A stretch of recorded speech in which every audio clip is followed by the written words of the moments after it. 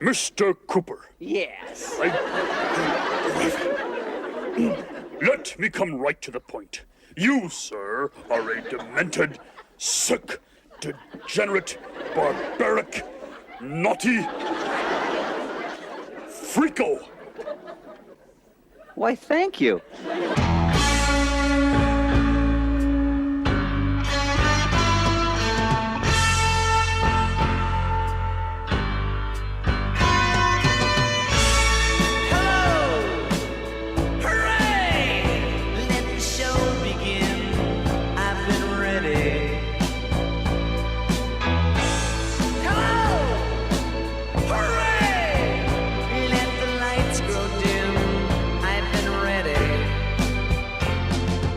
Alice Cooper, the man, the myth, the legend, the band. If it wasn't for Alice, the music industry would look very different today. You may be thinking, but Alice Cooper is not that important, Brody. Wrong, shithead. Without Alice, a fuck ton of your favorite bands wouldn't be here today.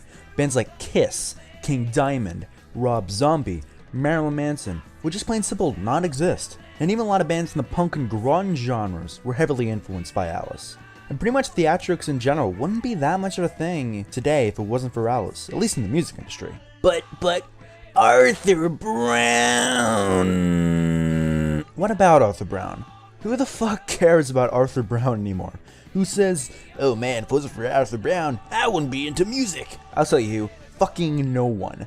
I mean, with all due respect to the man, he wasn't as influential or as important as some people try to make him out to be. What about people like Screamin' Jay Hawkins?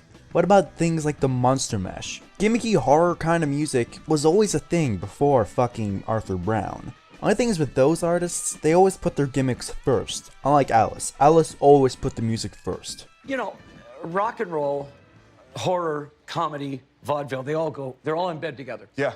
You know, as long as the songs are great. Yeah. Then you can be anything you want to be. I mean, you know that, being a songwriter. If the song is great, then you can put it on stage, and then you can decorate it any way you want to decorate it. But the song comes first. The cake comes before the icing. Absolutely. We just use that much icing. You got a lot of icing. Yeah. Well, so it's a bit of a warning for you all. With an artist such as Alice Cooper, who's been around for years, he has a lot of fucking albums. About 27 to be exact. And some of these albums, I don't have very much to say about them. So don't be disappointed if I give one album or another a rather brief review, because if I didn't, we'd be here forever. But anyway, the Alice Cooper Band, and yes, it was originally a band, were formed by a bunch of school friends for a talent show as a Beatles parody band called the Earwigs. And they just mimed the Beatles songs, but they enjoyed it so much that they decided to form a real band and call themselves the Spiders. Real original name, guys. This group of friends included John Spear on drums, John Tatum on rhythm guitar, Glenn Buxton on lead guitar, Dennis Dunaway on bass, and someone named Vincent Fernier on vocals, but you may know him better as Alice Cooper. After 4 years of grinding it out as the Spiders, they couldn't catch a break in Detroit, so they relocated to LA and welcomed into their lineup rhythm guitarist Michael Bruce and drummer Neil Smith, giving birth to the classic lineup of the band. And they felt that a change in name was in order. And there's several reasons out there for why the name became Alice Cooper and why it was chosen. There's a whole urban legend that they got the name from a Ouija board, and that was the name of an old witch. And in fact, they actually say this in the Super Duper Alice Cooper documentary. But in the behind the music, Alice says he came up with the name abruptly out of nowhere. When they learned that Todd Rundgren also had a band called the Nazz, the hunt was on for a new name. I said, what if we were like, I don't know, Alice Cooper? And I remember saying that was the first name that popped into my head. We all had long hair. Everybody will think we're gay or, we're weird or whatever. And I recall their initial reaction was not a positive one. It had a certain deranged quality to it. It would have to make people go, what? Who's Alice? Well, wait a minute. These are all guys. Who's Alice Cooper? And even though considerably less interesting of a story, it's much more likely to be true. And Vincent felt the need to legally change his name to Alice Cooper for the simple fact that everyone already called him Alice, and they assumed that he was Alice, even though it was just a simple band name. The band then really started to formulate what would become their signature look, with help from an all-girl group called the GTOs. They also had what would be their stage shows, but at the time they were less than spectacular. Until they met a man named Shep Gordon. After seeing an unsuccessful to say the least show, where the band cleared the room in 10 minutes, Shep saw that he could make that negative energy that the band had into a positive energy, and make people want to come and watch the band and not run away. He then became the band's manager, and for all intents and purposes became the 6th member of Alice Cooper. Shep then got them a record deal from Frank Zappa's Street Records, and in 1969, the band released their first album. Why did you think he had the potential to be a rock star? Well, I didn't make up my mind right then. I waited until I saw him play in concert a few times, and they were opening act for us several times, and invariably when they would play, thousands of people would leave the room, and I knew they had something.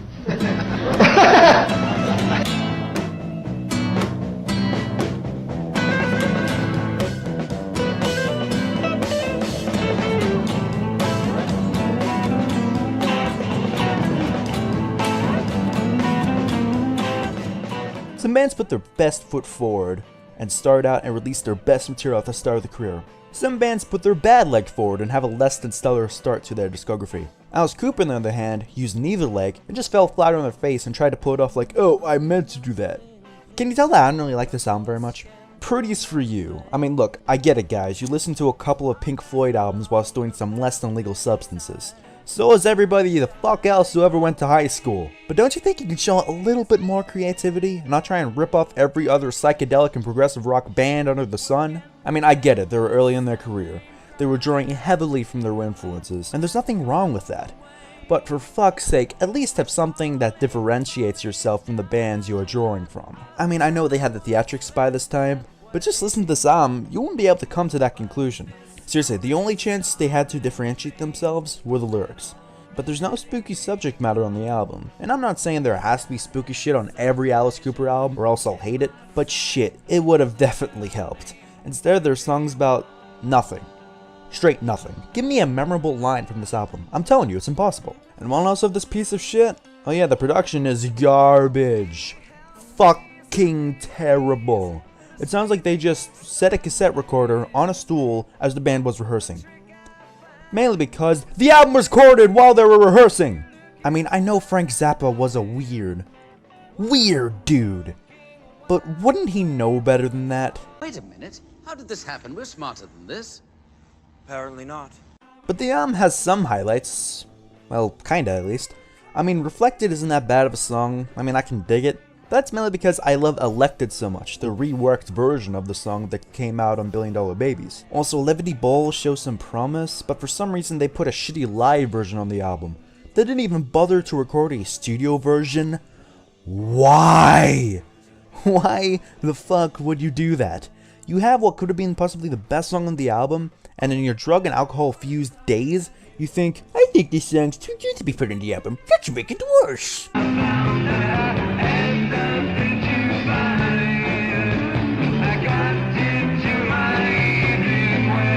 So overall, Pretties for you, not good. It's I mean, if you like prog and psychedelic and acid rock and you like Alice, then by all means give it a shot. But if that doesn't fit your description, then I'd suggest skipping this one. We're on stage, and at the end of our show, we'd open up these feather pillows because it really looked good. I mean, it was just like, what? And I looked down, and there's a white chicken on stage. 60,000 people in Toronto. And I went, okay, I didn't bring it, and they didn't bring it. Who brought a chicken to a show? You see, I got my keys, I got my money, I got the chicken. And so there it was on stage, and being from Detroit, I'd never been on a farm in my life. It was a bird, it had feathers, it could fly. I chucked it into the audience thinking, well, it'll fly away. And it plummeted, of course, and the audience tore it to pieces. Next day in the paper, Alice Cooper bites head off chicken and drinks blood. And, you know, of course, it was on the papers. And Frank Zappa called me. He said, you know, he was my producer at the time. And he said, did you kill a chicken on stage? I said, no. And he said, but don't tell anybody. They love it.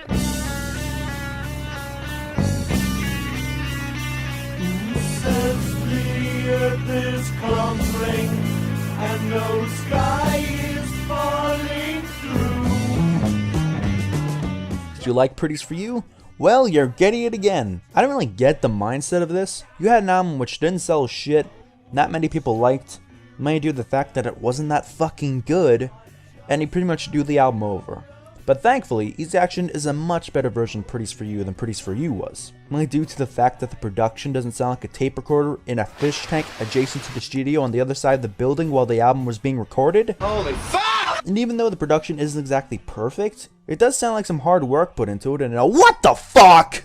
But too bad that the producer didn't give much of a shit and was going through the motions and made it known that he didn't like the band at all. He was only producing the band for a quick payday. So these songs are screaming for a decent producer to bring some life into them. But they're unfortunately left as is, and the album may as well have not even had a producer. I mean, it sucks because you can tell that some of these songs had some real potential. Some of these songs could have been amazing, like Laughing at Me could have possibly been the best song of the album. If it's laughing in me,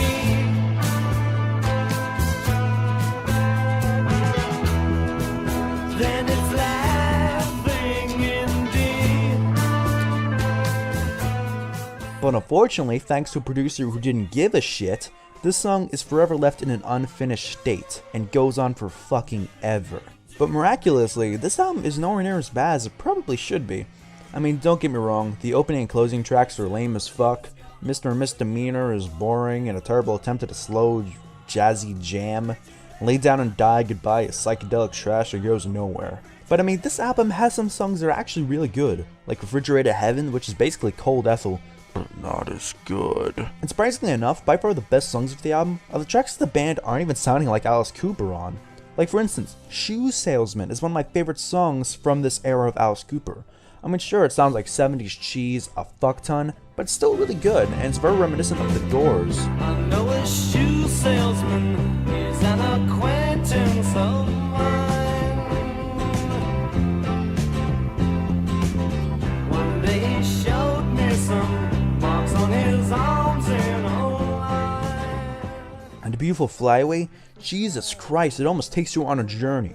And they both sound kind of happy, but under the surface, they are really unsettling and give you some weird fucking vibes. And the song is only 3 minutes long, but takes you on this roller coaster ride, which makes you feel all these different emotions. I mean, what else can I say? It's something else. But anyway, Easy Action was an improvement from the album it preceded, but it certainly wasn't perfect. And Alice Cooper were in a tough spot. They needed this next album to sell if they wanted to stay afloat. And motherfuck did it. Anyways, we go down to Max's Kansas City and they play their show. Honest to God, it was one of the most astounding things I'd ever seen. And everybody in the joint had spider eyes and they were wearing spandex. They had black fingernails and jet black hair and black lipstick, and they knew all the words to all the songs. And we were right at the front of the stage. The band was like 3 feet away from us. They were so raw and full of kind of sexual ambivalence and violence and other kinds of energy, but some of the songs were also really cool. And by the time it was over, you know, I looked at him and he looked at me. I went, "What was that?" He said, "I don't know, but I think I liked it." And I said, "Well, I think I fucking loved it." And I went running up the stairs at Max's Kansas City to the dressing room without thinking. I just go running up the stairs, burst into their dressing room, and I went, "We'll do it. We will do it.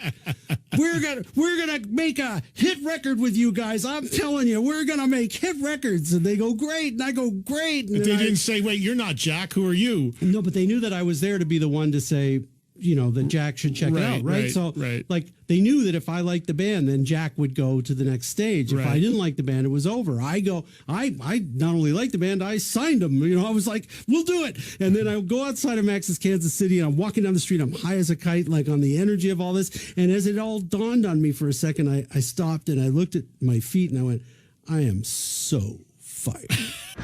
I'm caught in a dream, so what? You don't know what I'm going through. I'm right in between, so I'll just play along with you. You like glam? You like punk? You like metal?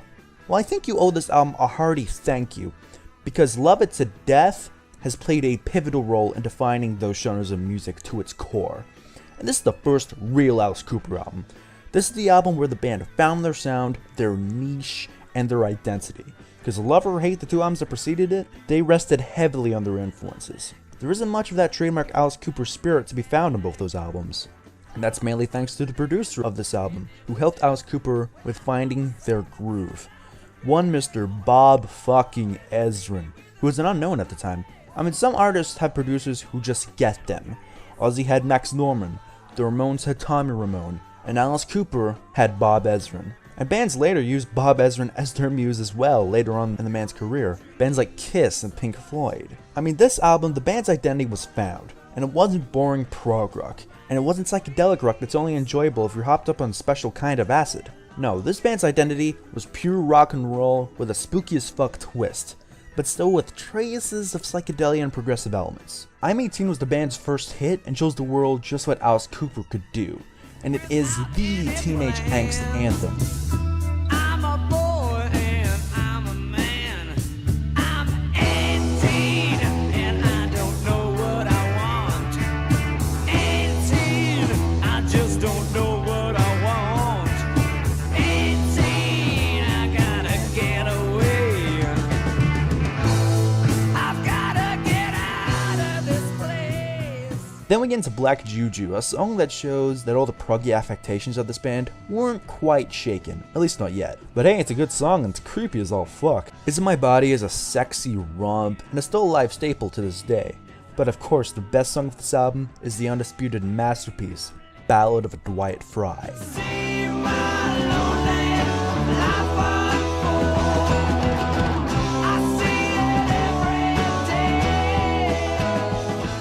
But every track fits with this album. Every track has a time and a place, with the exception of the last song that is a cover song. And look, don't jump down my throat because a cover could have worked here, but maybe don't cover Roll fucking Harris. I mean, what the fuck is the thought pattern? Were the Wiggles not available? I mean, what the hell's the thought pattern? You know, we got this creepy theatrical rock band. What artist? Oh, I know, the guy known for fucking this! With his extra leg, wherever I go. And this! And oh, well, probably not that at the time. But still! But anyway, on to less real-world creepy things. Ew. Alice Cooper got their foot in the door with Love It to Death, and they had nowhere to go but up from here. As Alice himself once said, if a kid pays $6 to see my show, he's not going to see just some guy playing a guitar.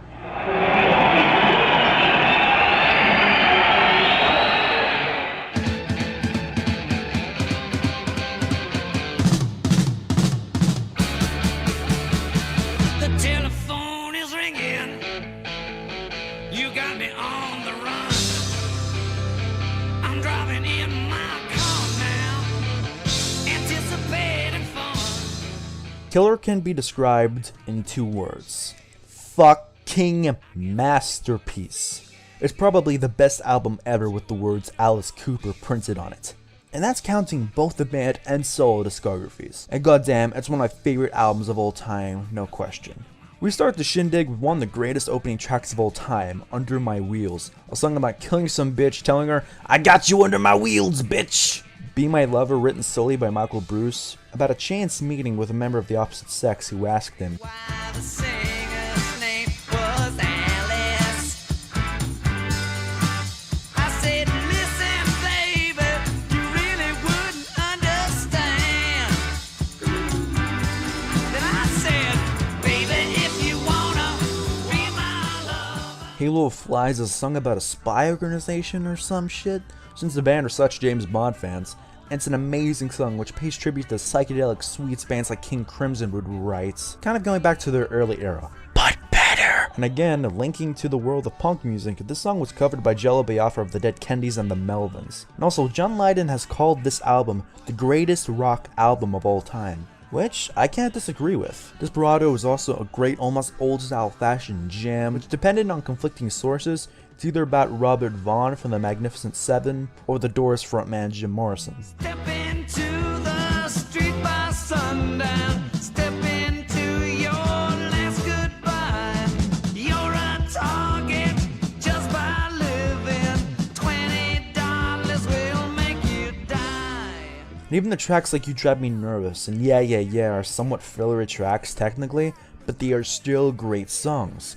You Drive Me Nervous has a frantic kind of vibe, and Yeah Yeah Yeah, though very basic, has a great 70s hard rock bite to it, and one hell of a hook. You can pull my leg off anything. Yeah, yeah, yeah, yeah. Yeah, yeah, yeah. But as great as the album has been thus far, it gets to a whole different plane of existence for the last two tracks. The first of which being Dead Babies. Jesus Christ now. If this song doesn't send a shiver down your spine, I don't know what will. I don't give a shit about your autistic black metal or your death metal or anything like that, because this shit may just be the creepiest song ever recorded. Just because you sing about Satan! That alone doesn't make your music dark or creepy. You know what does? Fucking atmosphere. And this song has it in droves. Just like a good horror movie, you need atmosphere. Not much retarded jump scares which give you an epileptic seizure which leaves you on the ground flopping around like a fish on a deck with a pupils wider than Pamela Anderson's cunt. But enough of Tommy Lee's greatest hits. This song also raised a bit of controversy, which is fucking retarded because anyone who's actually ever listened to the song, or at least has something between the ears, would know that this song doesn't promote child abuse in any way. In fact, it's actually anti-child abuse. Who'da thunk it? And the lyrics. Dead babies can't take care of themselves. Dead babies can't take things off the shelf. And we didn't love you anyway. I mean, Jesus Christ, it's so eerie. Along with some of the almost happy sounding melodies in places, it's so spooky. It's without a doubt my favorite song of the album.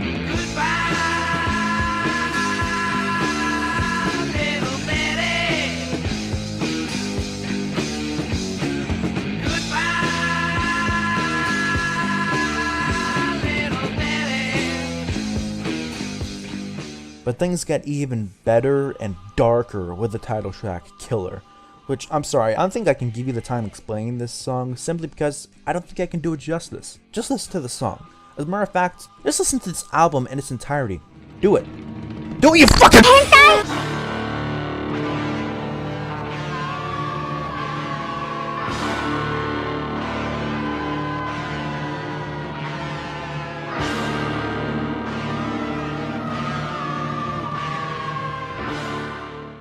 The whole theme of the thing is to, it's to attack, just to have fun. Like, I get off just scaring people.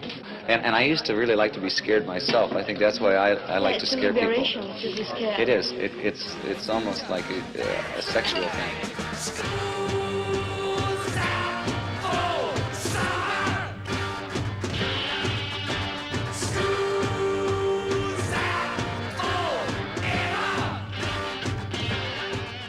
School's Out. Ah, fuck. I'm sorry to say this, guys, but School's Out isn't very good.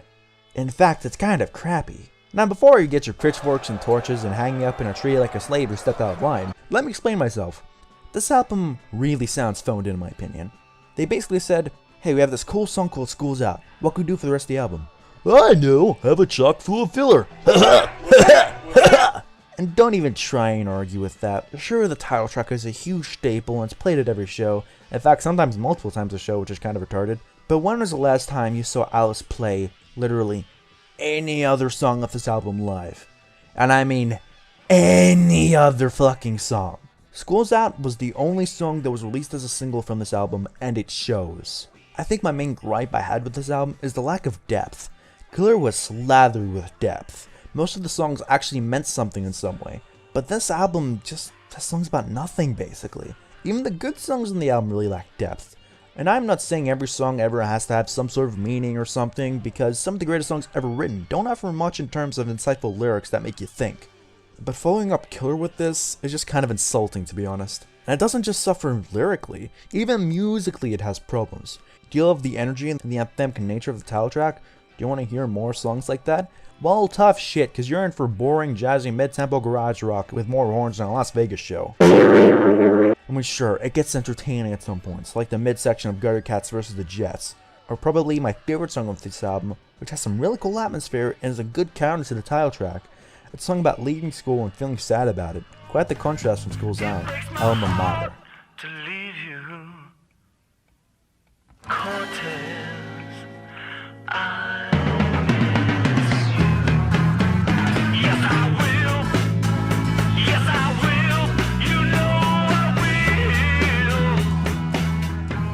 But hey, I've delayed it long enough, but yes, the title track is of course amazing. As overplayed as it is, it's like that for a reason, because the song is that good. And on the other side of the spectrum, the worst song for this album would have to be Blue Tark. It's so boring and forgettable, and has none of the Alice Cooper spirit. So overall, School's Out was kind of a misfire in my opinion. Certainly not horrible, I've heard much worse, and I thought some tracks like Looney Tune were kind of cool. But the band could do better than this. 73 with $1 Billion Babies, we said this whole album is about extravagance. And the music was inherently theatrical. So take it to the next level. Let's use illusion. So you go to the best guy, and Amazing Randy was the best guy. I wore a big hood as the executioner, and I wore a big furry coat. Oh, he was one of those guys that understood that, yeah, illusion is great in this. If you're going to get your head cut off, make sure that when that head comes off, the head looks like it lops off and blood squirts out of the guillotine.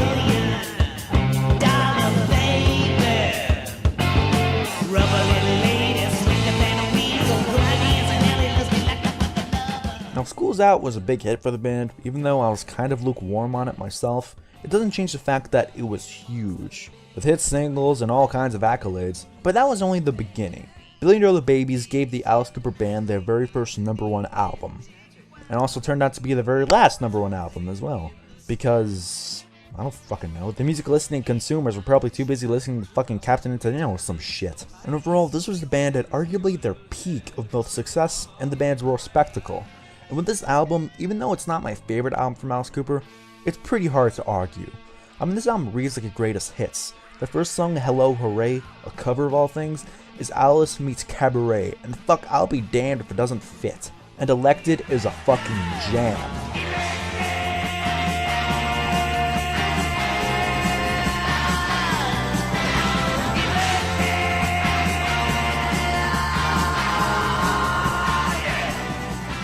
The title track, $1 Billion Babies, not only defines the album, I mean fuck, it's a title track for a reason, but also defines the band, with a great guest vocal from of all people Donovan, doing his best Vincent Price impression, which I can only assume gave Alice ideas for other albums later down the line.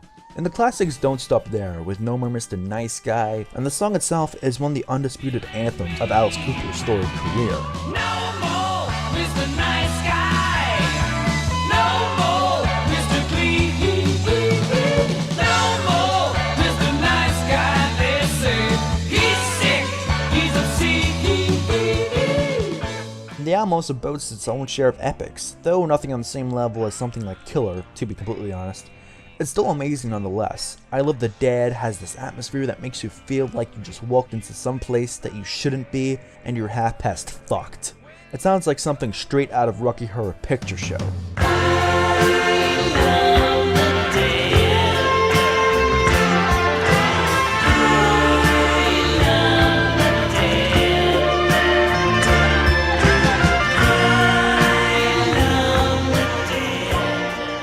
After they kinda fumbled a tad bit on School's Out, they more than made up with it with this album. Now let's see how they fucked it up again. Anyway, someone who knows a great deal about reflecting the atmosphere of a point of time is Alice Cooper, who came to Britain last week to do a number of press and TV interviews, or just to let everybody I'm still alive. Was he? Alice Cooper, welcome to Britain. Hi. Hi. How you How doing? did you know it was me?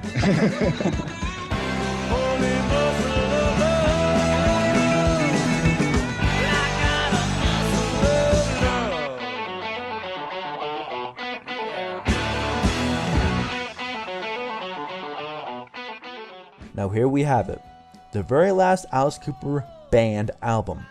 And from here on out, it will be Alice Cooper the solo artist. Now did the band go out on a high note? Well, it kinda depends on who you ask. Some people really love this album, some people really hate it. Me on the other hand, I would say I like it, but love is a bit of a stretch, at least for me. This album has a bit more of that lo-fi sound, which can be attributed to the exit of Bob Ezrin. For this album they have Jack Richardson, who was hot off the heels of producing both The Guess Who and Bob Seger, and Jack Douglas, who produced quite a few Aerosmith albums before they turned into Bon Jovi with Bigger Pair of Lips. And does the new production work? Not really. These producers' experiences are more in line of pure hard rock. And Alice Cooper at their best, though they're very hard rock, there was always something deeper, and it was always something a lot darker. And besides maybe Hard-Hearted Alice, there's not much atmosphere on this album. Nothing that makes the hairs on the back of your neck stand up. It's all pretty straightforward. I mean, it's like getting Bob Rock to produce Mr. Bungle. Now, Bob Rock is definitely a decent producer and is good at what he does. His production style would not work with the crazy, insane musical stylings of Mr. Bungle. And I feel it's a similar situation here. The producers are undoubtedly good, but they do not fit Alice Cooper. But with all that put aside, the album has a few highlights, like the aforementioned Hard-Hearted Alice isn't bad, the opening track, Big Apple Dreaming, has a cool vibe, the title track is a great ode to whacking your cack, and Teenage Lament 74 is a great classic rock song that today remains as one of the only songs from this album which you still see regular play from in Alice Cooper live sets. What are you going to do? I'll tell you what I'm going to do. Why don't you get away? I'm gonna live today.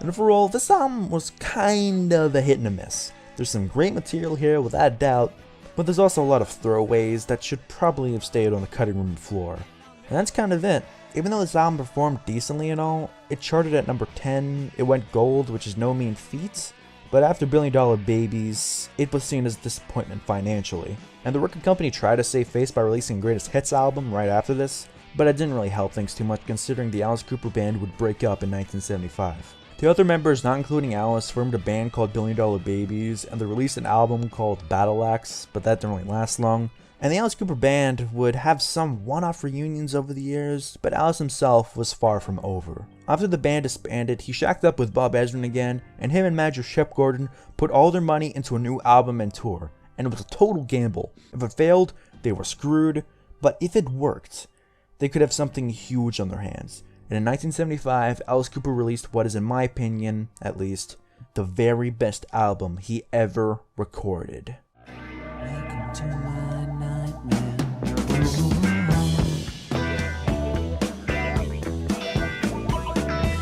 Welcome to my breakdown. I hope I didn't scare you.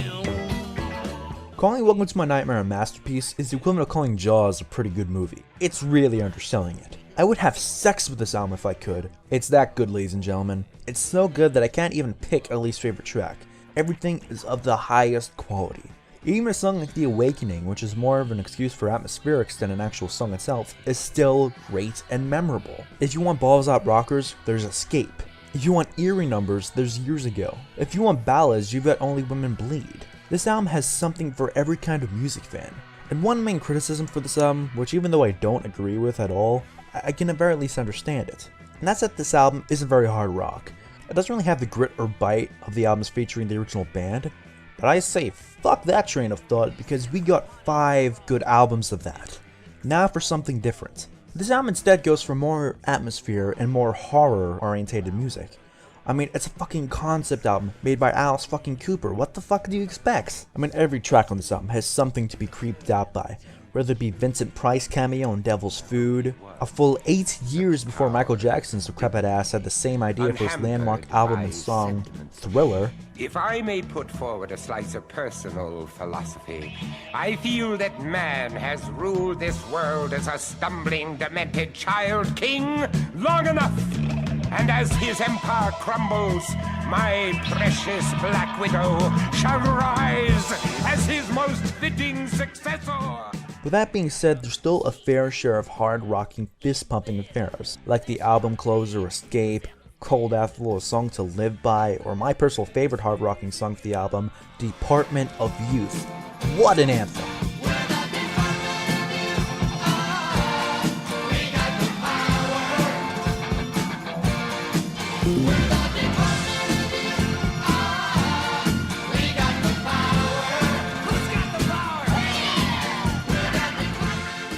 But much as I love all the songs, my favorite songs off the album are When Shit Gets Dark. Years Ago is a creepy song that makes the hairs on the back of your neck stand up with those 70s synthesizers, or near the end of the track Steven, with the main character of the album speaking to himself.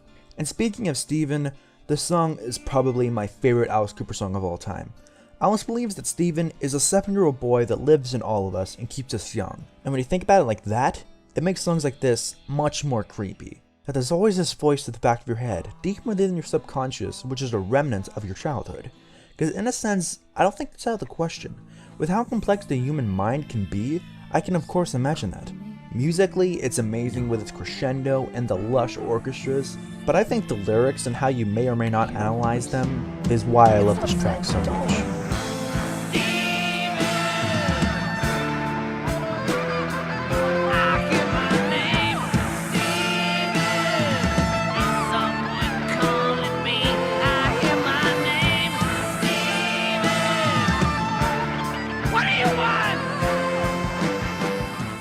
And we of course have Only Women Bleed, maybe the biggest hit of Alice's career. And this song may be somewhat played out, and it's debatable whether or not it fits the album, but I still love it. As someone who's been a victim of domestic violence, this song hits one hell of a chord with me, and it's stayed with me ever since I first heard it. It'll probably stay with me until the day I fucking die. The only negative thing I can really say about this song is that after this, the amount of times Alice tried to replicate it is fucking ridiculous. But the song itself is amazing, and nothing will ever take away from it. He smokes and drinks and don't come home at all. Only women bleed. Only women bleed. Only women bleed.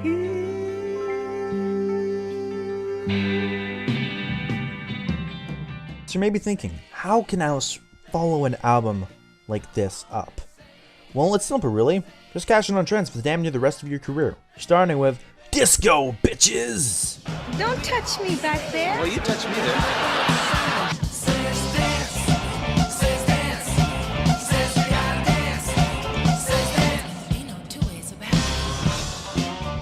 Alice Cooper Goes to Hell.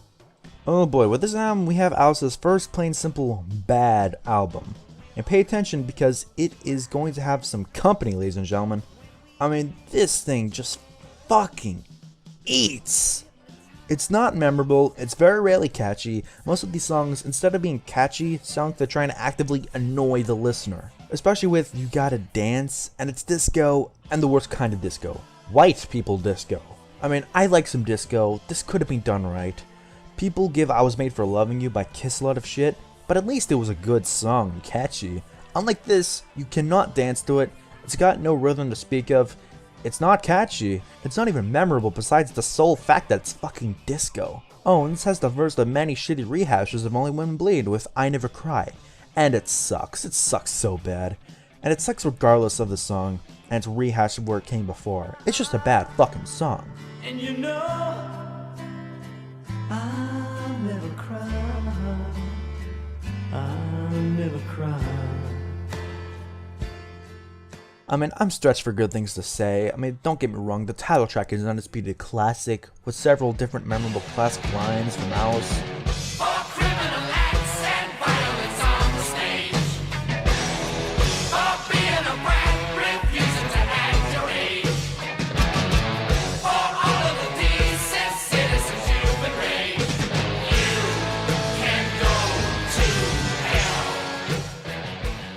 And it kind of picks up near the end of the cover of I'm Always Chasing Rainbows, which is good, mainly because Alice didn't write it. And Coming Home is weird, but it's surprisingly good.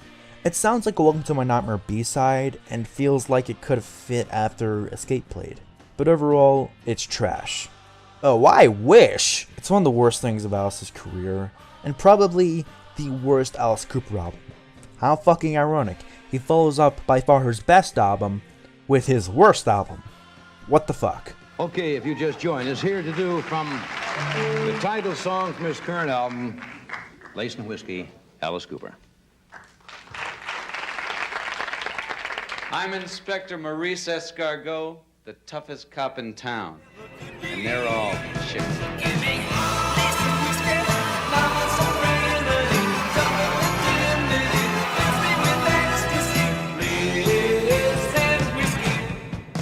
Lace and Whiskey. Now after 10 years of portraying the same character, I just wanted to try something different. So I made a new character named Maurice Escargot or some bullshit like that.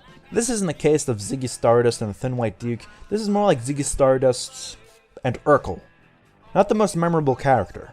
And after 2 albums of kind of going off the rails with different styles, with varying results, Alice went back to hard rock for this album, this time showing off Alice's love of 1940s and 50s cinema and music. And even this is even showcased on the disco track.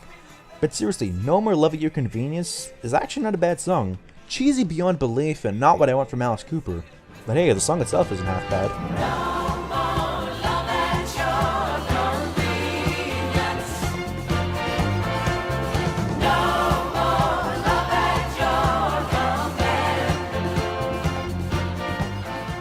The ballad You and Me I really don't like, but hey, does that surprise anyone? But the other ballad, I Never Wrote Those Songs, is actually not that bad, and has a pretty nice saxophone solo near the end. It's Hot Tonight and the title track are pretty good, And overall, this album isn't bad by any means. It's certainly better than Goes to Hell, but I'm kinda missing the supernatural element and chakra themes, which I'm not saying that Alice always has to stick to that kind of stuff, I know, but when the music itself isn't that interesting, simple horror themes certainly wouldn't hurt. Ladies and gentlemen, doctors and inmates, we are gathered here to debate the sanity of patient number 1111, also known as Alice Cooper.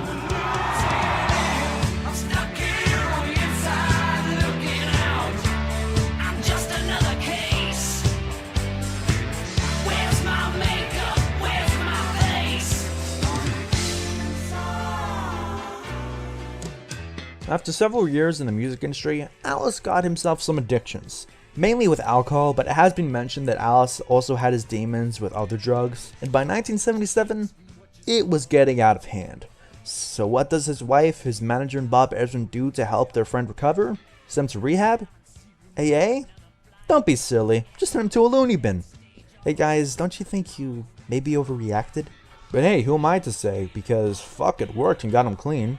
For a little while anyway. And after getting out, he did the only thing Alice Cooper would do. He wrote an album about his experiences in the mental asylum. A concept album with each character based off of someone he met there. And he teamed up with Bernie Taupin, who you may know for his work with Elton John. And because of this album's biggest flaw comes out. A grand concept like this should be a throwback to Welcome to My Nightmare, or Killer, or just a darker album overall. But instead, this album kinda sounds like an Elton John album, which I didn't hate Elton John, but the last thing I want to hear when listening to Alice Cooper is Elton fucking John. And because of this, the album sounds too spineless for the subject matter. I mean, Millie and Billy, even though it isn't terrible, I actually kind of like it. It's just so fucking 70s. It's really dated, hokey, and reminds me of Don't Go Breaking My Heart. Got me go crazy, so we went feeling low. He was thinking of us, he was thinking of us. Got me go crazy, so we wouldn't feel so alone. But overall, I do like the album quite a bit. The title track is one of my favorite Alice Cooper songs, period. How You Gonna See Me Now is an alright ballad, but it's nowhere near as good as The Quiet Room. Are on the wall in the quiet room. They've got this place where they've been keeping me, where I can't hurt myself, I can't get my wrist to bleed, just don't know. And Serious is one of my favorite songs of the album. Again, it's very Elton John, but that doesn't take away from the track. It actually kind of adds to it if you believe that. And yeah, it's a good album. Not sure if I would call it great, I don't know, maybe it'll grow on me, but it was a step in the right direction after 2 misfires.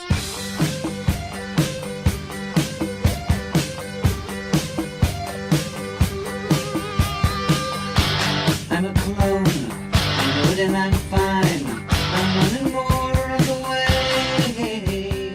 Flush the Fashion. Now this album marks Alice's first of 4 blackout albums, meaning he don't remember shit from this era, because of a little thing called cocaine. And because of that, Alice was in a weird place at this time. It's only appropriate that he made some weird fucking music. And so he goes into the newly emerging new wave genre, with Roy Thomas Baker as producer. The guy who produced this, this, and fucking this.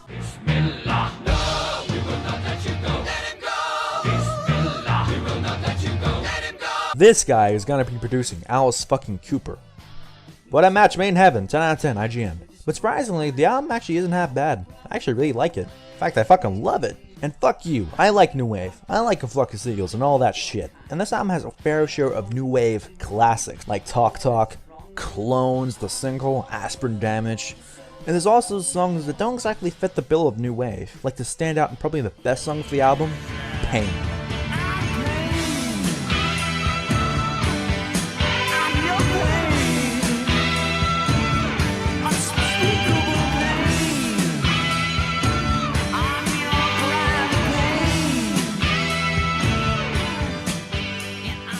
And even though the album is so different musically, there's still a lot of classic lyricisms from Alice, like Grim Facts or Headlines, which is ironic because it's a song about wanting to be in the headlines during a time where Alice Cooper couldn't get arrested.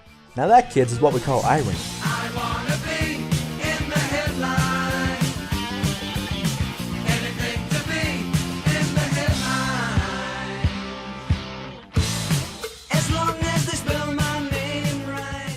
Alice, we haven't seen you in Britain for quite some time. Where have you been? I've been designing the new Alice. You know, the last time I was here, we did the Nightmare show, and we filmed it. It was actually a film, a movie, and I didn't want to come back to Britain, or didn't really want to do anything until I had designed the new Alice. That one was dead, you know. So what is the new Alice? The new Alice is much more, glad to say, much more vicious than the other one. Special forces in an armored car. Who do you think we are? We don't care. We don't care. Now some people may say that putting a cover song on a studio album is a sign of bad things to come, and some may say that putting 2 cover songs on an album is a really bad sign of things to come. But I say not only having 1 cover song, but also having a live version of one of your fan favorites from your career back when you actually had a career and knew how to sell albums is a really bad sign of things to come. Seriously, there's a live version of Generation Landslide right smack in the middle of the album. It's not a bonus track at the end, it's a legit track of the album. Now if that isn't pathetic, I don't know what is. I mean, this album is Blair personified. Sure, there's some interesting ideas here or there. Who Do We Think We Are I like, and I strangely dig Prettiest Cop on the Block because it's so fucking weird.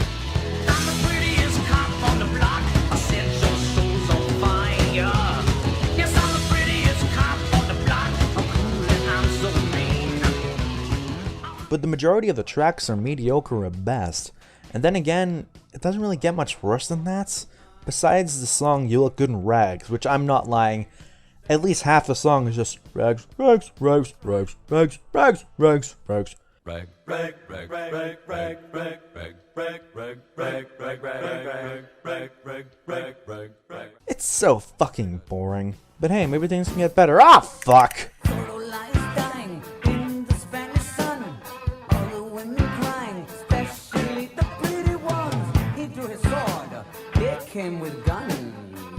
Zipper catches skin. Hooray! More of the fucking same! Hey, on the bright side, if you like Special Forces, you're more than likely dig this album too. I mean, I'm sorry, but I'm struggling to find things to say about this album. There's really nothing worth getting excited over. I mean, I have a hard time calling it bad, sure, but I have an even harder time trying to find anything positive to say. I mean, again, some of these songs have potential, like I Am the Future, but it's so fucking boring, it goes nowhere, and it takes forever getting there too. And there is nowhere left to run. And you got to learn just how to survive. And I'm not the only one who feels this way. Hell, it didn't even chart anywhere. And for a big name artist, that is beyond pathetic. I mean, you can go without this album, just fucking skip it. Enough's enough, enough's enough. This year's been really, really rough. DaDa, now the last of Alice's Blackout albums. I'm happy to say it's improvements over the last 2 albums. And a big part of that is Bob Ezrin being back in the picture behind the producer's chair. And to say that Bob Ezrin saved this album is like saying gay people are only slightly sinful. It's one hell of an understatement. I mean, hell, he has a sole songwriting credit on this album, for fuck's sake. Now granted, it's only an ambient opening track to get you into the album, but it's still pretty good for what it is. And this alone is better than most of everything on Zipper Catches Skin on Special Forces. With a baby saying DaDa, which I believe is actually Bob Ezrin's kid. The track overall is so haunting, and is genuinely unsettling. And Alice hadn't been able to do that for years at this point. And that intro bleeds into Enough's Enough, another second look dark song which carries the creepy atmosphere, and formerly Warner is as classic as it gets. They got the line because this is the last album with Warner Brothers, so it's kind of a funny little jokey title, but the song itself is really creepy. From what I get out of it, it's about a guy who keeps his mentally deranged brother locked in the attic, and Alice just paints pictures with words in this track. It's so dark, I love it. Formerly warmer, peeks out the window when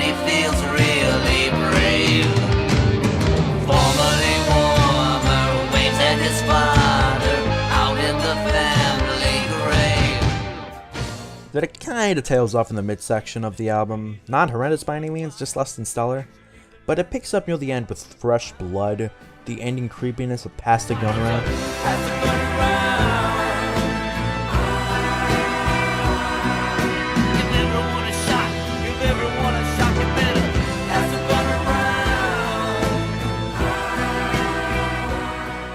And the delightfully ridiculous I Love America, which both perfectly satirizes and pays tribute to American culture. I love that mountain with those 4 big heads. I love Velveeta slapped on Wonder Bread. I love a commie if he's good and dead. Yeah, I love this album, what can I say? It's weird and out there, but hey, I love weird music, so this album is right up my alley. But this album was a product of label management, since according to Dick Wagner, this album is only made as a contractual obligation, and Warner Brothers heard the album, didn't like it, and did nothing to promote it. But surprisingly enough, it did chart. In the UK, albeit, and only at number 93, but still, it's better than nothing. And so they released I Love America as a single, only in the UK, and that was it for the album. There was no tour, likewise with Zipper Catches Skin, and after this, Alice took a 3-year break from the music business to get straight and sober. And during this time, he also starred in a horror movie called Monster Dog, and if you thought Kiss Me to the Phantom of the Park was bad, then this movie will give you a brain hemorrhage. The only reason Alice did it was to see if he could still work sober after finishing rehab. And Alice Cooper is barely in it because all the dialogue was re-recorded in post-production because everyone was speaking fucking Spanish. Which fair enough if you want to dub everyone else. But why do you have to dub Alice? He was speaking English. And the only time you hear Alice's voice in the entire movie is during the musical numbers, which admittedly are kind of enjoyable. It's just bad. I mean, this movie is so bad that it doesn't even have that much of a reputation, even among Alice fans. If you Google Alice Cooper movie, it's not even the first result. And the only real interesting thing about this movie, other than the fact that Alice Cooper is in it, is that the director later on ended up directing fucking Troll 2. Yes? That Troll 2. They're eating her. And then they're going to eat me. Oh my God! But anyway, after getting clean and sober, Alice took some time off from making music, mostly out of fear that he would relapse again. But after some soul searching, Alice decided that it was time to come back, and in 1986, The Nightmare returned. Wait, that's not the name of the album, that's the name of the tour. Fuck! What's this? Alice Cooper, Constrictor. Man, oh man, this guy is really disgusting. This guy is really sick. And so are you. I'm a teenage Frankenstein. The local freak with a twisted mind. I'm a teenage Frankenstein. These ain't my hands and these legs ain't mine. Constrictor is an odd little album. Not that it's bad or weird or anything, but the fact that it sounds just kind of insincere. And that's due to the fact that this is a cock rock album. You could try and say it's metal or whatever, with the overabundance of ear-grating keyboards. I refuse to classify this album as such. And hey, I love me some cock rock. Motley Crue's early work is great, and Rat's output in the 80s was the shit. But that doesn't change the fact that Alice just kinda sounds like a fish out of water on this album. It was 1986, and he knew that this was the sound of the time, and he wanted to adapt by getting Sylvester Stallone's retarded cousin and Kane Roberts on guitar, and of all people, Kip Winger on bass before he formed his own band and went on to suck all kinds of new and exciting ass. And by the way I'm harping on about this album, you might think I hate it. And you'd be right. Well, half right. Here's the thing, it's complicated. Alice has had some spotty albums before, but for the most part, that's because of dull and mediocre material filling the album. But in Constrictor's case, it's pretty black and white. Half of it rules, and the other half drinks piss out of Twizzlers. I mean, let's track by track this bitch. Teenage Frankenstein, a great track that's aged well and is a classic of the 80s. Give It Up, garbage, terrible keyboards, which this album likes to use way too much of, and look, Alice, it's great that you're sober and all, but don't be that fucking guy. Straight edge kids who can't go 5 minutes without telling people that they're straight edge. I don't need to drink or do any of the drugs because I'm high on life. That's right. I'm high on life and I'm better than everybody. You guys might as well call me Jesus from now on. I'm better than everybody. Thrill My Gorilla, dumb but fun. I like it a fair bit, but that's mostly due to retarded lyrics. Life and Death of the Party, really catchy and memorable and might just be my favorite song off of the album. You're the life and the death of the party. You got my heart right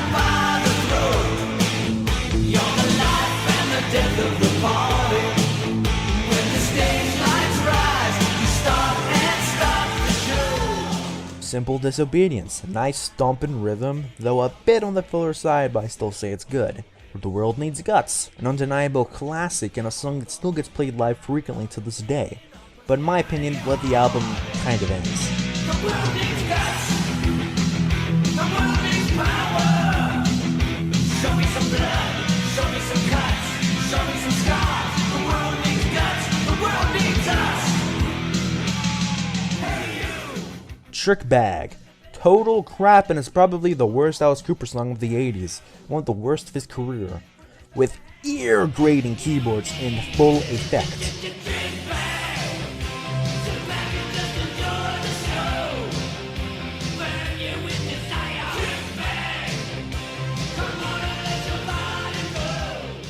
Growling sounds nearly identical to Trick Bag and Sucks the Big One too. Filler in the 4th degree. But I must admit that the pre-chorus is actually kind of catchy, and the song overall is of a higher grade of dick. Great American Success Story. Also bad, but this time there's no keyboards to blame it on, just piss poor songwriting with maybe the single cringiest line in all of Alice's discography. Alice, I'm not mad. I'm just disappointed. He's back, the man behind the mask, the lead single from part 6 of an overrated horror movie franchise. Now this song takes those keyboards that practically make love to this album and refuse to let go of. They are in full effect, with no bass or guitar to speak of besides a short-lived guitar solo. But I actually kind of like it. Don't get me wrong, it's a total bastardization of everything that's great about Alice Cooper, but I'll be damned if it isn't catchy. And same thing goes for tracks like The Great American Success Story, even Crawlin'. To actually think about it. It's trash, but fun trash. And catchy trash. But fuck Trick Bag, fuck Trick Bag, fuck Trick Bag, fuck Trick Bag, fuck Trick Bag, fuck Trick Bag. And Constrictor is a fun listen, but take the album with a grain of salt. Actually, maybe a teaspoon of salt. Actually, maybe just take the whole fucking packet of salt. Because comparing this album to something like Killer, it's like comparing Silence of the Lambs to the Saw films. One is a great horror experience that will go down in the history books, and the other is a fun, dumb torture porn franchise of movies that don't really have much substance. And it's undoubtedly a good album. Constrictor is a good album, and I admit I fucking love it, for better or for worse. But Alice could do better within the 80s scene of metal and cock rock. And the next album, he fucking proved it. The last thing we wanted anybody to think was that Alice had gotten mellow at all.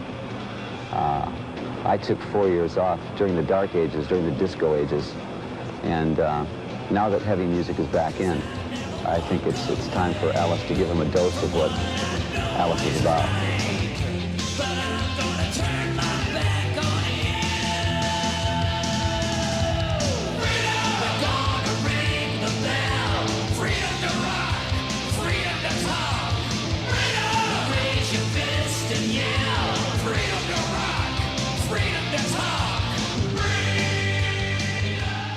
Now Constrictor flirted with metal, but for the most part stuck with cock rock.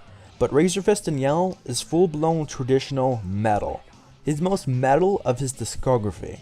And if you're a metalhead, you don't own this album, I'm sorry pal, but you are not doing it right. It's a great trad metal album, US power metal, whatever the fuck you want to call it, it's great, and you should have a copy of it. Buy it. From the great catchy opening track Freedom, which is a big middle finger to the PMRC and thought policing. And these themes continue with Lock Me Up and Give the Radio Back, with Lock Me Up featuring a cameo from Robert Englund of all people. And Alice seems much more at home with the heavier stylings of this album than the glossed up overproduction of Constrictor. It sounds like he's much more at home with the trad metal direction. And just because this album is much heavier than every album that preceded it, it doesn't mean that it can't be catchy and melodic. Not That Kind of Love is one hell of a banger.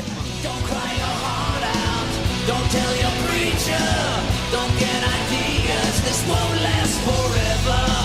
Just wanna touch you, just wanna feel you, just wanna taste you. There's also Prince of Darkness, which is also great, and has the same name as the John Carpenter film, which features a cameo from Alice himself, and actually features a co-write from the same guy he fucking wrote Miles Away. He spits on death for you and me. Prince of Darkness studies the world with hungry eyes. Prince of Darkness, ready to baptize you in lies. But my favorite song of this album, without a shadow of a doubt, is the closing track, Roses on White Lace. A great song, which is also maybe my favorite Alice Cooper song of the 80s. with guitar work and a chorus to die for. In my eyes, blood drops look like roses on white lace. They won't wash away. In my mind, they're roses on white lace. Straight from the heart, so dead upon the bed. Still searching for your head. But this album, in my opinion, is one of the more underrated of Alice's discography. You don't really see people talking about it much, which is a shame because it's by far the best album he made in the 80s. So I recommend giving this album another chance, especially if you're a metalhead. Well, you know, it's because I did, the last two albums were so heavily choreographed violence and choreographed blood. And I specialized in that for 2 albums, and I figured if I did another one like that, I would really be painting myself into a corner. Yeah. You know, and then people would say, well, that's all Alice does now. Whereas this album, I want it to be, you know, I want it to spread out a little more and take more people in, you know. It's just the way you love me when you turn to trash.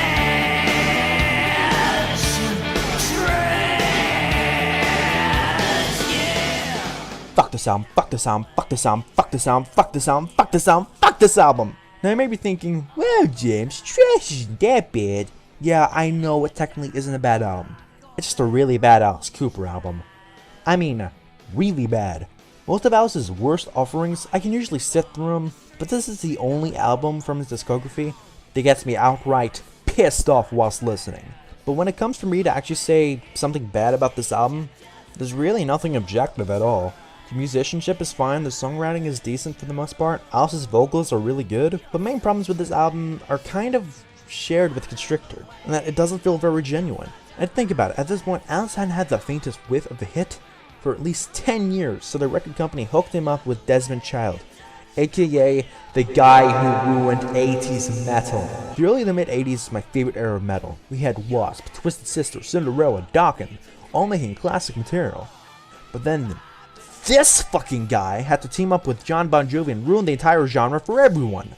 Then after hair metal died out, he found himself sinking solo as to write songs for Hanson, Sisqo, Kelly Clarkson, Hilary Duff, Katy Perry, Ricky Martin, Selena fucking Gomez, and for Dream Theater, which is actually kind of weird. And look, he's written some good stuff. I like some of the stuff he's written with Kiss and Joan Jett, and he co-wrote one of the best later era Weezer songs with Trainwrecks. I can admit when someone is good in what they do. It doesn't make me hate this guy any less though. It pissed me off that for all intents and purposes, this was his comeback album. It went double platinum. The tour was really successful, and has one of his biggest hits, Poison.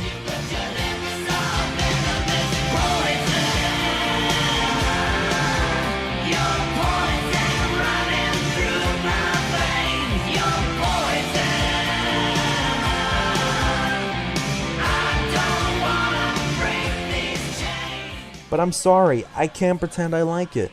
It also pisses me off people put this album on such a pedestal yet hate on albums like Razor Fist and Yell. But you're like, oh, he went from character to caricature.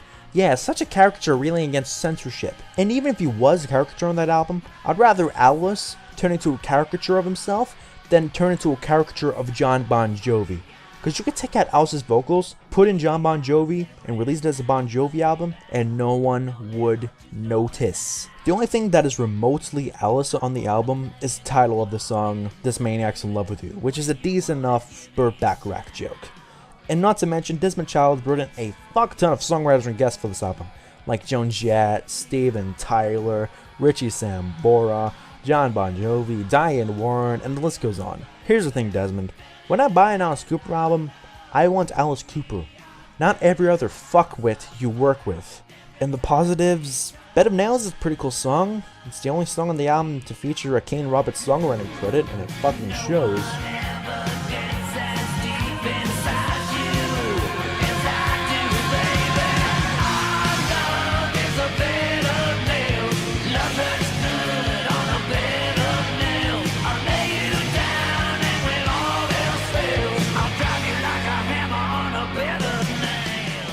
I like the title track, Trash. It sounds more natural Alice than every other song off the album. Overall, I can admit, it's a good album. I just hate it. And I compare this album with Constrictor quite a bit. They're both the most dated offerings of Alice's career. But the only thing is, every time I listen to Constrictor, it actually gets a bit better each time. But every time I listen to this album, it gets worse. I mean, how the fuck can an album like Constrictor that is drenched in 80s keyboards be better aged than this? Hey, wait a minute! What are we doing? Yo, we got backstage passes for Alice Cooper! Hey, hey, hey, hey! Hey, stupid! What you trying to do? Hey, hey, hey, hey! Hey, stupid! Then will you lose? If you like trash, then you'll love Hey Stoopid. Too bad I didn't like trash, so I guess I'm just kind of fucked. It is quite similar to Trash in many ways, same glossy overproduction, though this time produced by Peter Collins and not Desmond Child. But Child does co-write some songs of the album, so we're not completely rid of the STED yet. There's also way too many guest musicians, including Ozzy Osbourne, Joe Satriani, Steve Vai, Vinnie Moore, Nikki Sixx, and Mick Mars from Motley Crue, and Elvira, Mistress of the fucking Dark, of all people. The songs themselves are probably better than the ones on Trash, but ultimately much less interesting because of it. But I would call this album better than Trash. I would say I actually like it. And there are 4 songs that I downright fucking love. First is the title track, Hey Stoopid, a bit preachy, but unlike other preachy Alice songs like Give It Up, at least this is legitimately good.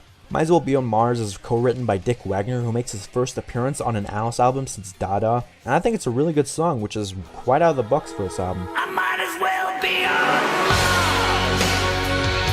You can't see me. I might as well be the man on the moon. You can't hear me. Feed My Frankenstein is good and catchy, but the solo with Satriani and Steve Vai guitar noodling in for a good minute and a half I find to be quite boring, and it doesn't add anything to the track in my opinion. But my favorite song of the album is definitely the final track, Wind Up Toy, mainly because it's a continuation of the Steven storyline, and turns out he's in a loony bin. Lovely. Though I can't exactly say I'm surprised. Even though most of it sounds very much of the time, there's still an eeriness to it that I love. It gets outright scary near the end.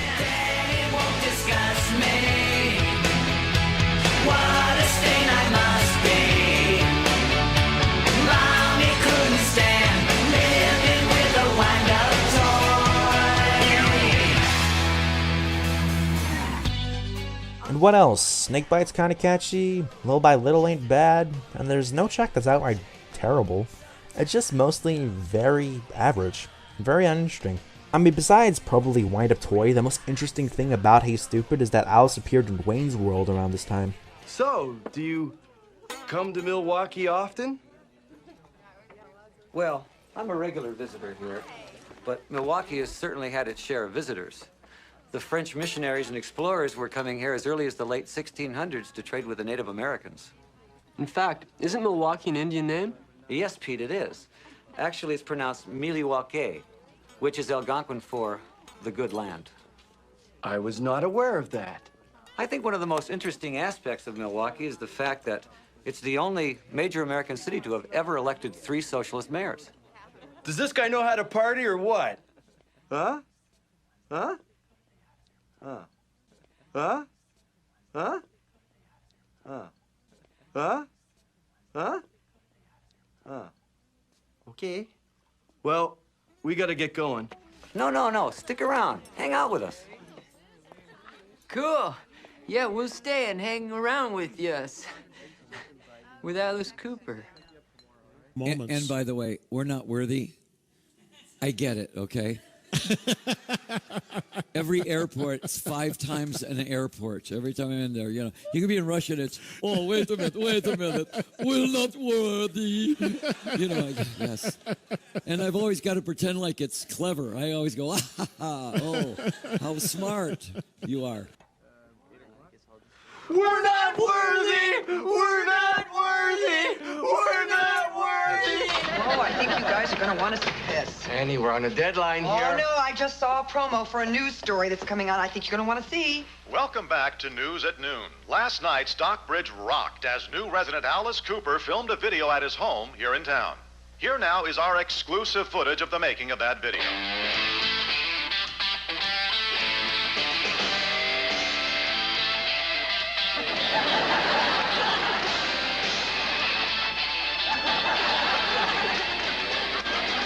And the The woman with the cat of nine tails would be Ursula? Okay, I guess that's gonna convince Mrs. Thornton of our wholesome image. No, it's all right. Mrs. Thornton couldn't have seen it because she's in her car. We'll have more revealing highlights of the Alice Cooper video tonight at 6, 10, 11, and tomorrow morning on AM Stockbridge.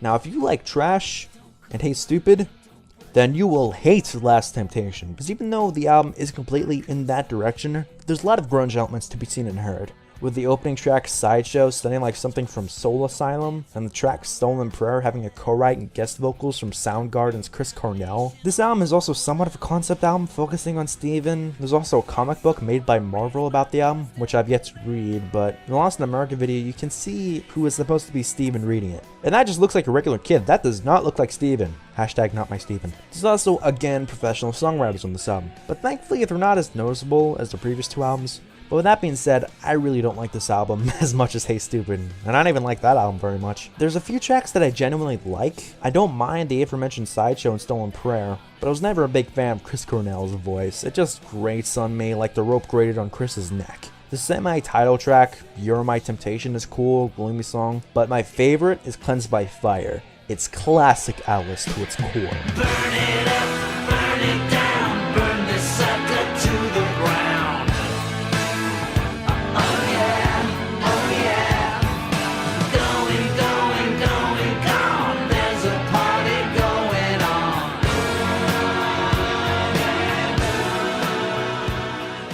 It's Me is a boring fucking ballad, and Lost in America has a decent chorus, and I like the line, I can't go to school because I don't got a gun. I mean, that's a good bit of social commentary, but Alice would later go deeper into that rabbit hole for the next album.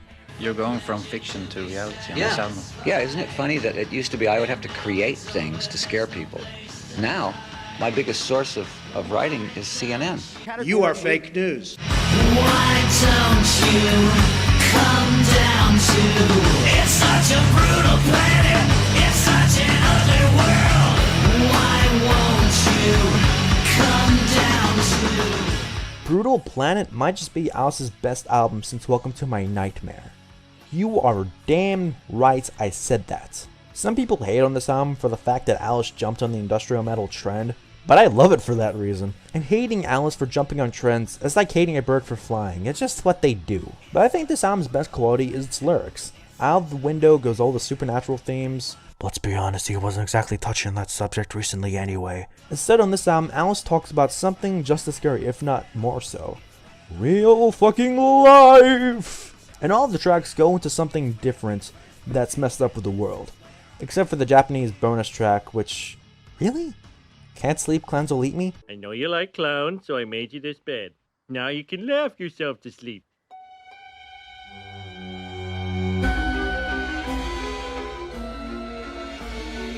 If you should die before you wake.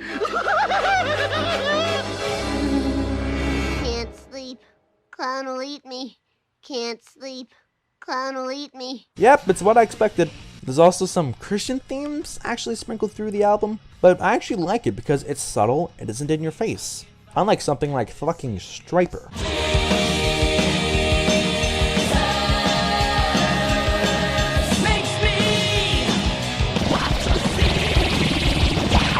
From the title track, Brutal Planet, which is one of my all-time favorite Alice Cooper songs, period.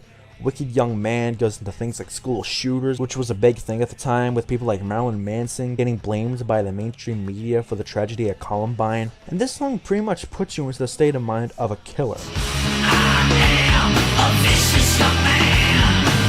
Oh, I am a wicked young man. It's not the games that I play, the movies I see, the music I dig. I'm just a wicked young man. So true, because you can't blame video games, movies, music, or any kind of media for what some fucking psycho will do. It's nonsense. But I do believe Stephen Paddock killed those people because he really hated country. Fuck country, country fuck sucks. Blow Me a Kiss is about prejudice and discrimination. Eat Some More is about how much food is wasted daily. You know how bakeries will throw out all the bread they baked that day that wasn't sold instead of just giving it to the homeless or something? Or when people buy fast food and they won't even eat it all, they'll eat like half and throw it out. There's also the songs Pick Up the Bones, which paints an eerie image to say the least, of someone who lived in some place that was just bombed the shit out of and going around and finding the remains of their family. But the song also showcases some instances of Alice borrowing from some other musicians.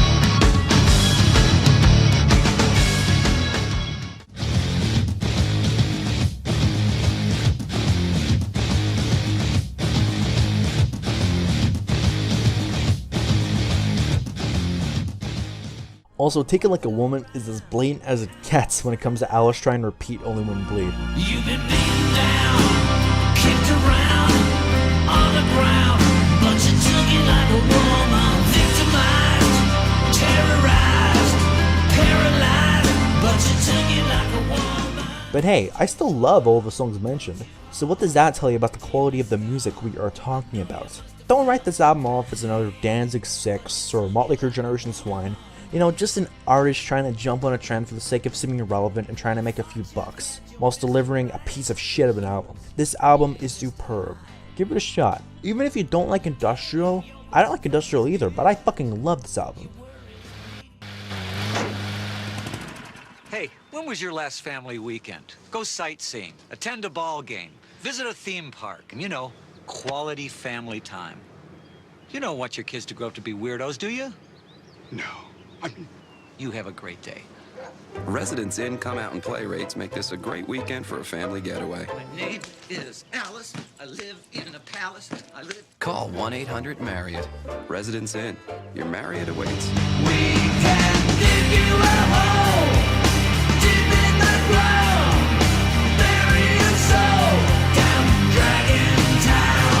We'll be lower than low, spiraling down, far as you wanna go, down in Dragontown. Now, I have a funny relationship with Dragontown. The first time I ever heard it, I absolutely hated it and thought it was the worst Alice Cooper album ever. But looking back at it and listening to it again for this retrospective, I was surprised by how little I hate it. I actually dig it. Now, it's far from perfect and nowhere near as good as Brutal Planet, but looking at it on its own merits, it's pretty inoffensive. It's a very similar album to Brutal Planet with the same industrial metal stylings. There's even some techno elements to be found, to be honest. And it's pretty much a sequel to that album, with Dragontown being called the worst part of Brutal Planet. Wicked Young Man is mentioned, the family of Bones from Pick Up the Bones are mentioned, the guy from It's the Little Things is mentioned, the song Sister Sarah has a similar structure to the song Brutal Planet with the female vocals, and there's even another fucking ballad about the plight of women on this album. For fuck's sake, Alice, find something else to sing about. There's also more songs coming from the Devil's Perspective, like Gimme from the Pretties album, I Wanna Be God, and my favorite out of the two, The Sentinel. And I like the song and everything, but Alice, there's already a song called The Sentinel, and you did not write it. But the song's still really good.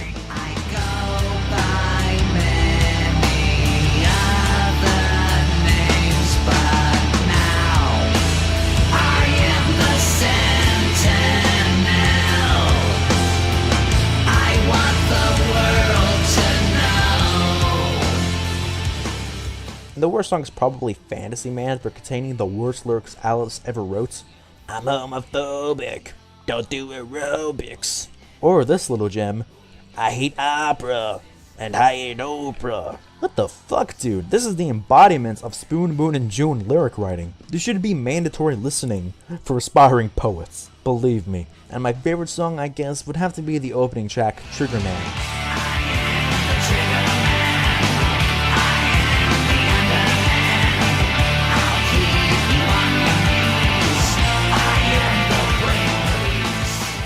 Overall, it's not a bad album at all, and if you like Little Planet, I would definitely recommend to give this album a chance. But if you didn't like that album, then don't even bother.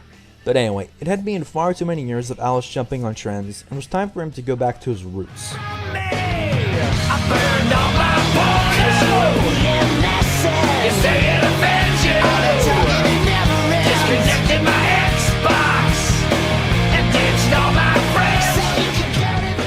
The Eyes of Alice Cooper. Now this album is considered a comeback album of sorts. Well, another comeback album, I mean. But still, this is his first album in years where he has no gimmicks, no reaching for trends, no new wave, no hair metal, no disco, no grunge, no industrial, just Alice doing what he does best. And to say it's welcome is an understatement. It's by no means perfect, but it's still a damn good album. From the opening track, What Do You Want From Me, which is basically about Alice complaining to some bitch. What do you want? I burned my porn, disconnected my Xbox, IP messing or some shit? It's a very fun track. Somewhere between high school and old school is good too. It's a homage of sorts to School's Out, and it sounds like classic Alice. I'm stuck somewhere between high school and old school. I can't decide between my rules and your rules. But my favorite song of this album would have to be Novocaine. You could say it's cheesy, you could say it's too poppy, you could say it's too squeaky clean for Alice Cooper, but I don't care because this song rules, and if anyone working for Alice Cooper at this time had a brain, they would have made this single because this shit could have been a huge hit. Cause when you touch me, when you hold me, when you kiss me, I don't feel anything. When you touch me, when you hold me, when you kiss me, it's just like Novocaine. As much as I like that song, it does kind of highlight that maybe this album is produced a bit too slick for my liking. Now, it isn't on Trash's or Hey Stoopid's level of overproduction, but it is teetering on that fine line of sounding way too fucking clean, especially with the lead and backing vocals in places. Another really good track that showcases Alice's great sense of humor is the song That Didn't Rhyme. The band couldn't wing it, the singer couldn't sing it, the drummer's always out of time. The DJs were offended, my union card suspended. And overall, this album is really good. By no means perfect, and it has some filler, but it's an Alice Cooper album for fuck's sake. Even most of the best Alice Cooper albums have fucking filler, for God's sake.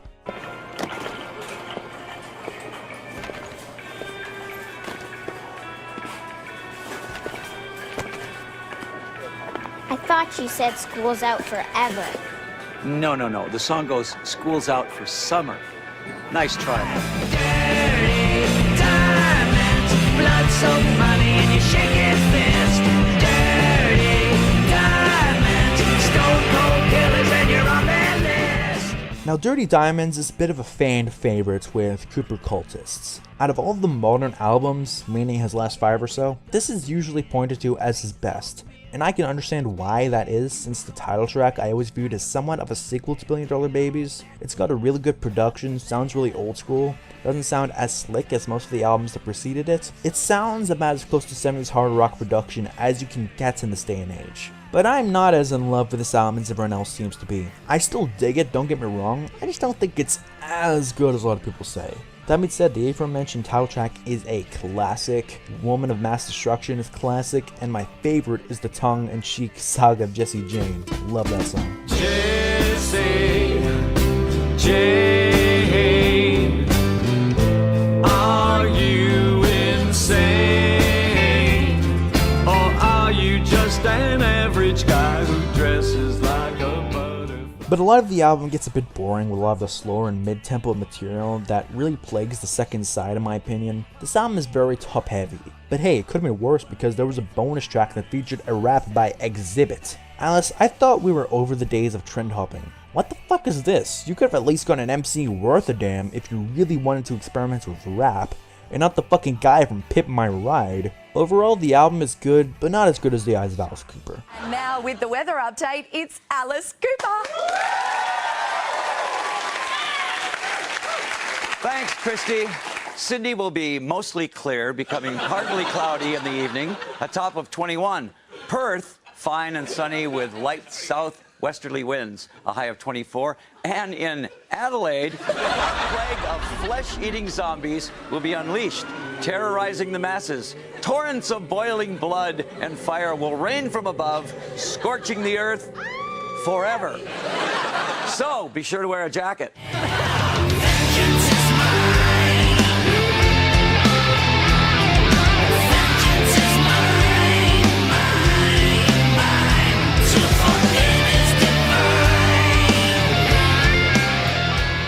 Monkey Spider is a concept album.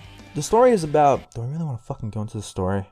Fuck, this shit's already long as fuck. Anyway, it's about a killer called the Spider, who takes a single leg from each person he kills to make a human spider.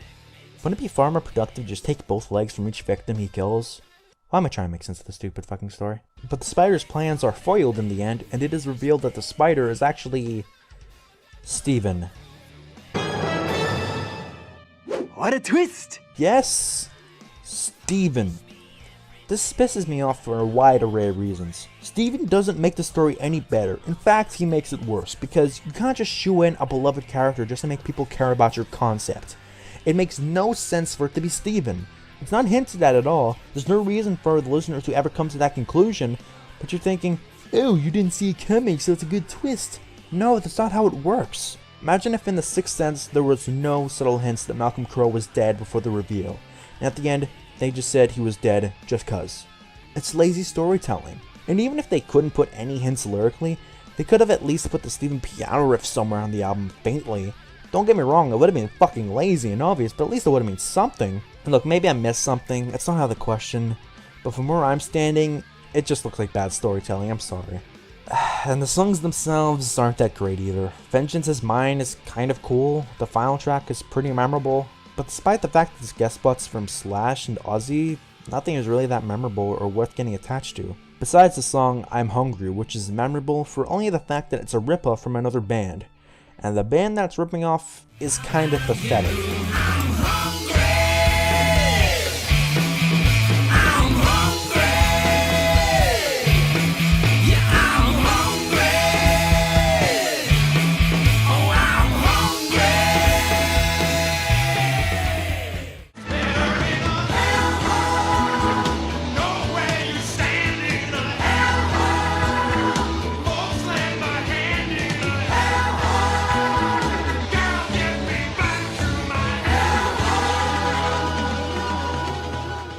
But anyway, since Alice got his concept album Groove back, he thought he would try it again. Only this time trying to make a sequel to one of his most popular albums. Oh no! It's a new nightmare. It's a brand new nightmare. Even though I think, in some ways, Alice remembers the first nightmare. Alice has always gone in a lot of different directions over the 25, 26 albums. I don't mind going left or right or up or down as long as it stays within Alice's character. She turned her head and she softly said, "How about your face off? How about your face off?" Now, I remember when this album came out, I was about 12 or so, and my dad bought this album for me for either my birthday or Christmas, I can't remember which. When I first heard it, I loved it.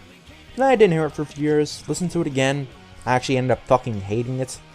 Heard it again for this retrospective, and I actually like it again. I'm a fickle bitch, I know. Now don't get me wrong, there's no real reason for this album to exist, I know and I agree. You could say that this album is more insulting than all the times Alice jumped on trends over the years. In fact, I know people who hate this album with all they got in them, and they think it's the worst Alice Cooper album ever made. But I can't say I agree with that, mainly because I think most of the songs on it are good. Now sure, the story is a bit how you doing, but Steven, instead of just having a fucking nightmare, goes to fucking hell. I'd have to say, going to hell is a bit worse than having a nightmare. And don't argue with me, it's fucking Steven. They play the piano riff at the start, and you can hear someone yelling Steven in one of the tracks in particular. So it's fucking Steven.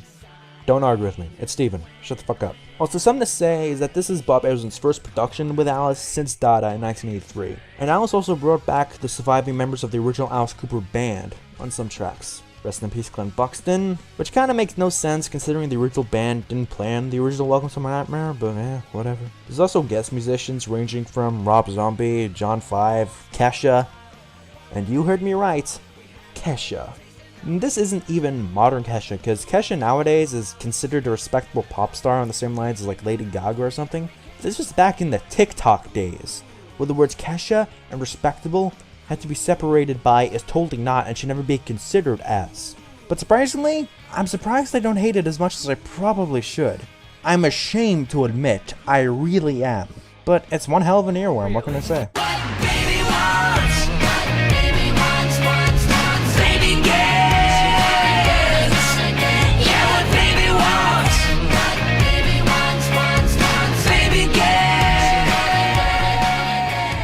There's also tracks like Disco Bloodbath Boogie Fever, which mocks disco, almost unaware of Alice's past forays into the genre, but still a funny and catchy tune. Disco who? Disco what? Get down on your knees and keep your trap shut. Disco this, disco that. When disco's to hell, that's where we're at, And now the opening track. I do like Don't Get Me Wrong, but I always hated Alice's vocals on it. Not because of his performance, because the performance itself is fine, but it's so processed, and it's auto-tuned, so all fucking hell, and it really pisses me off because the song could have been amazing, but the vocals hold it back, I'm sorry. My favorite track without a doubt has to be the second track, one of my favorite modern Alice songs, the classic known as Caffeine. but if I leave, I can dose for hours, and that would surely be the end of a coward like me. Caffeine, caffeine, amphetamine. A little speed is all I need. Caffeine, caffeine. I admit it may just be nostalgia for me liking or tolerating this album as much as I do, but I still think the album has a decent amount of merit to it. If you hated it, give it another chance, it might surprise you. Now, I have a question. So your new album, Paranormal, have you ever had any sort of paranormal experiences? You know, I had a weird thing happen with Joe Perry, you know. So that night at dinner, we're sitting there and everybody's going, how about my guitar picked down over here and it ended up over there and all day. And while we're talking, the basement is under us. And it's not just a little, it sounds like somebody's moving furniture in the basement, you know, and we're both sitting there like, you know, it's like an Abbott and Costello movie, you know. Finally, somebody says, and it's not like the movies where you go, let's get a flashlight and go down and see what it is. Yeah. No, we were out the door. You know? And I asked Shep, I said, your house in Copeg? He goes, oh, yeah. He said, the guy wrote the Amityville Horror there. Oh. And I went, ah. Oh, no. And you were going to tell me when? Like a spider web kiss on your face. That familiar smell, just a trace. That's my scent that I left on your lace. So you're never alone. No, you're never alone. Paranormal is of right now the final Alice Cooper album, and it's a surprisingly good listen. I say surprisingly because when it came out and I heard it was going to be produced by Bob Ezrin, I kind of panicked because Welcome to My Nightmare I didn't really like before I went back and revisited it to discover that I actually did like it, and I didn't even listen to this album until at least a full month after it came out because I just didn't care at the time. But after a little while, I finally gave the album a shot. For the first listen, I was absolutely blown away by the title track of the album. It's different, goes into some weird places, but I'll be damned if I didn't love every second of it. Co-written by Deep Purple legend Roger Glover, Paranormal is a fucking classic. And speaking of Deep Purple, Fireball is an epic track as well. The sound of A, the closing track, is similar in a lot of ways to the title track, but it's just different enough for it to establish its own identity. Dennis brought in this song, and he played it for me. And I went, wow, Dennis, I remember when you wrote this song. 1967? You know? And he goes, you're right about the year, but you wrote it. And I said, I wrote it? And he goes, this was the first song you ever wrote. So he brought it in, and Bob heard it, and he says, I love this song. We've got to do this song. So here's a song that got rediscovered from 1967, and totally forgot about it. The sound of A is in the air. The sound of A is everywhere. There's also some tracks which feature remains of the original Alice Cooper band, and the original band even toured for a short amount of time as a matter of fact, which is a great thing to see as a fan of the original band. These 2 tracks feature the OG lineup, and one of them is Genuine American Girl, which I love for the way that it plays to the expectations, but the best out of the 2 is You and All Your Friends, which is not only a great way to end the album, but if Alice feels so inclined to, it's also a great way to end the Alice Cooper discography. It sounds like a song to say goodbye to, even though I do think Alice has a few more good years in him, and the day that the man retires will be the day that Shock Rock dies, as far as I'm concerned. It's our way of paying you back for plundering our nation. Painting heaven black. So this is where it all ends. For you and all of your friends. Now to give you guys all a million thanks for watching this thing all the way through. This video has been in the making for many months now, and I wanted to take my time with it. I didn't want to rush it out because Alice Cooper deserves better than that. And with such a prolific act, sure, not everything's great, but honestly, that's something to be expected from an artist that has 27 fucking albums. And I really hope I turn some people on to Alice because he has so many albums, and most people don't know where to start. But hopefully this video gives you a bit of an idea where to start. Where do you suppose he got the name Alice? Oh, it's a family name. He was named after a maiden uncle.